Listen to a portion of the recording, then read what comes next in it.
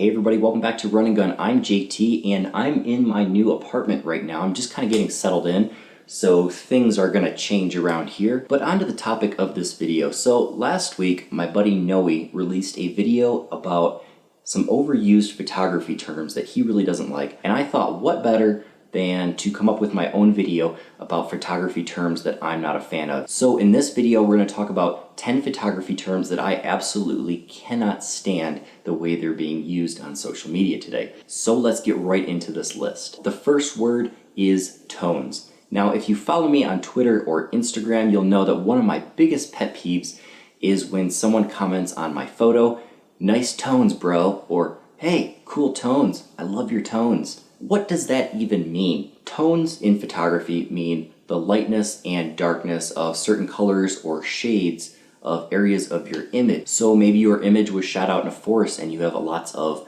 desaturated green tones that are darker. Or maybe if you're shooting a high-key portrait with a lot of light and white background, you have a lot of light tones in your image.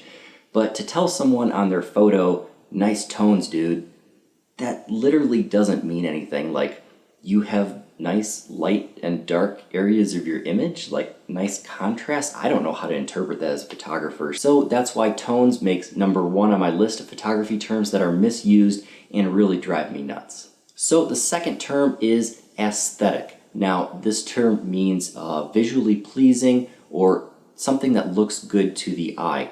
So most photos should be aesthetically pleasing. So it drives me a little nuts sometimes when people comment on photos like "cool aesthetics" or "I like the aesthetics of your photo." Like, that literally means your photo looks good to the eye, which it should, because yeah.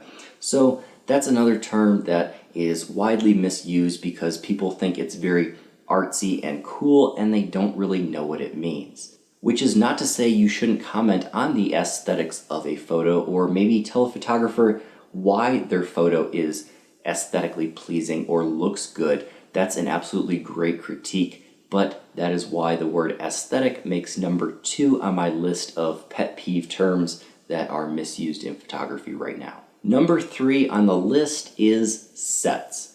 If you are familiar with Twitter, you're probably familiar with sets. That's when people post a set of maybe 2, 3, 4 images together that work together in one post. The same can be done on Instagram. If you do a single post that has multiple images, it could be considered a set of images. Now, it's not so much the term I don't like.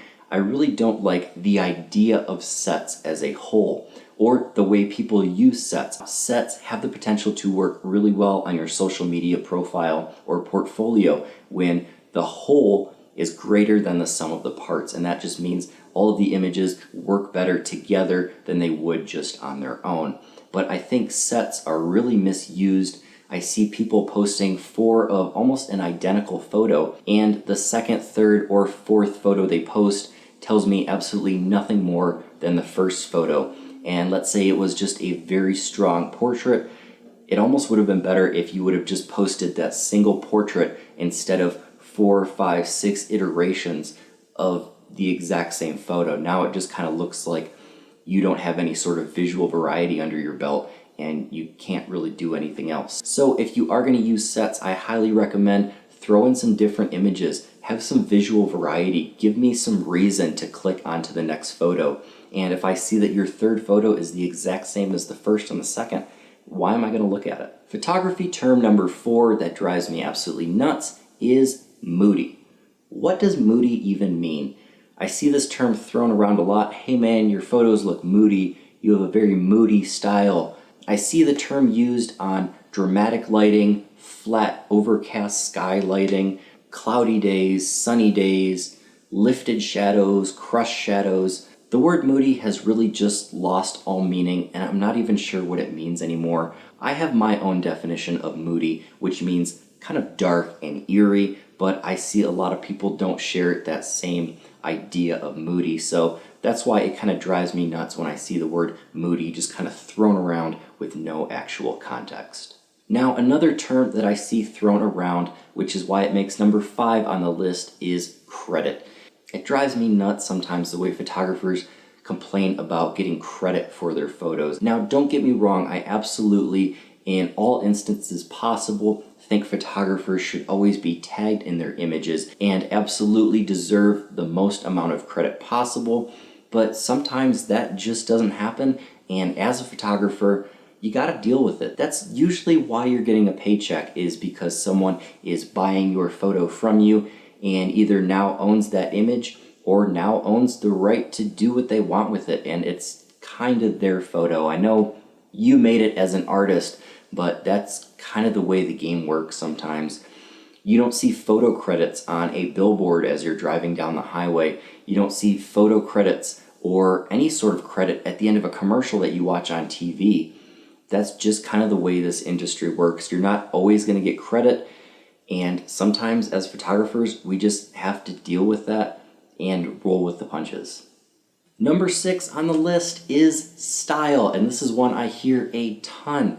Photographers and models and visual artists of all sorts are always talking about style. What's your style? This is my style to do this, or my style to do that, or hey man, I love your style, is a comment I see on photos all the time on social media.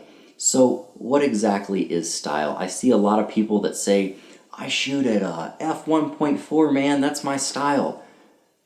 An aperture is not a style, in my opinion. Or some people say, hey, I just shoot on film.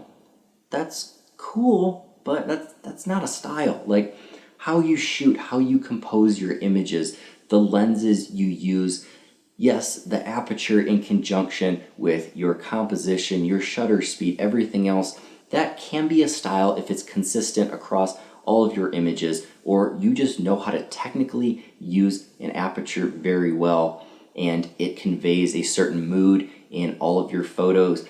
That can be a part of your style.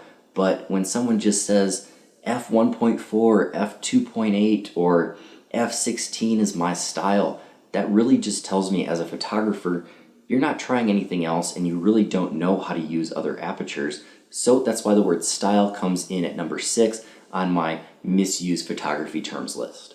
Number 7 on my list is the word clout, and I see this used almost daily on Twitter, and it drives me nuts. The word clout actually means to have a certain power or influence. It's just kind of used as a shorthand for social media influencer right now, but I see it used so much in such a strange way where people are chasing after clout, so to speak, or they're chasing this idea of being an influencer to other creators or other people, and it's just very off-putting, and the word clout is just a weird word on top of all of that, and it's misused, and I think clout is not something you want to be going after as a photographer. I really don't care about clout when it comes to YouTube or my photography. Again, that's just me personally, that's my personal opinion. I couldn't care less about clout or influencing. I would love to share my knowledge and skills with as many people as possible, and of course share my imagery with as many people as possible. But the way social media works and influencing and how easily people are influenced to buy one product or another or do one thing or another, I don't like the word clout or the way it's thrown around. And that's why clout makes number 7 on my list of 10 terms that I don't like. So if you've made it this far, thank you. You've made it to number 8 on the list, which is professional. And I see this word in such contention, and it's so abused, whether photographers or visual artists can call themselves professionals or not. There's so many arguments about who is a professional photographer and who's not. It absolutely drives me nuts. Now, the word professional just means that is your profession. If your profession and if you are being paid for your photography, technically you're a professional. Like, I'm being paid for my photography in the military. I am a professional military photographer just by the definition of the term profession. Photography is my profession. I receive a paycheck for it at the end of the month. So technically, by definition, I'm a professional photographer. Now, that doesn't mean I'm a good photographer. I'll let you make the call on that one.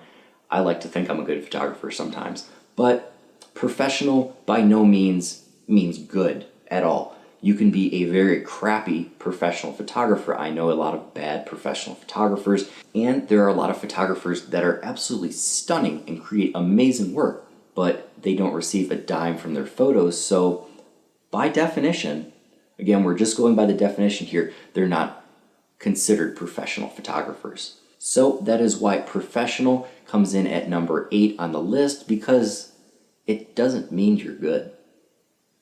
Number 9 on the list is the phrase low light, which I'm just going to kind of bunch into one word. Now, the term low light drives me absolutely wild, especially when it comes to marketing and all the camera companies that are trying to sell you the latest and greatest low light camera, or the camera that can shoot best in low light because you can crank it up to 102,000 ISO. Sure, the image is useless, but you shot at 102,000 ISO, so it's awesome, right? Not so much. So that's why low light kind of drives me nuts. And when it comes to photographers, I hear a lot of photographers talking about how well they work in low light, which usually amounts to no light. And photography is all about light. It's in the word photography, to document and to make images with light. You need light. You need light to make images. And I think there's a common misconception, especially the way that camera companies market their gear, that we're trying to make our way towards shooting basically with no light. And that makes absolutely no sense to me. So I think the term low light has really been overused, and you can absolutely be a great photographer using minimal amount of light, but you're always going to need light. And is it really photography if you're not using light? I don't understand what else it would be, but that is why the term low light comes in at number 9 on the list. Again, I'm glad you've made it this far. We are at number 10 on the list, big 1-0. And the last term on this list that absolutely drives me wild for how it's misused is the word moment. Now, the term moment gets thrown around a lot, and I believe a lot of the time it's misused, especially in critiques and comments about the moment, or when you see some new photographer go on some philosophical rant about how they love photography and capturing the most beautiful moments, whatever. I just think moment gets really abused, and people don't understand capturing moments. We're always capturing moments. Big whoop. You're on your phone, you're capturing moments. Everything is a moment. Now, the real key and how to be a great photographer is capturing the right moment, the peak moment. Sometimes it's a big moment. Sometimes it is a quiet moment. When you snap that shutter, you're always going to capture a moment. That doesn't make it a great moment. That doesn't make it the moment. That doesn't mean you couldn't have captured a better moment. Now, again, because photography is art, moment is all relative. Maybe I would have captured a different moment than you would have captured. And that's what's great about photography, and every photographer is going to capture a different moment from a different perspective, a different angle, a different everything, and how they compose the moment. And that's what's great about photography, and I wish the term weren't so misused. We're always capturing moments. Now, whether it's a good moment that's worth capturing is another story. That is all for this video. Not really. I have a bonus term for you guys that absolutely drives me wild when I hear it around the photography community, and that word is crispy. I've had people comment on my photos and tell me that, hey man, that photo is so crispy.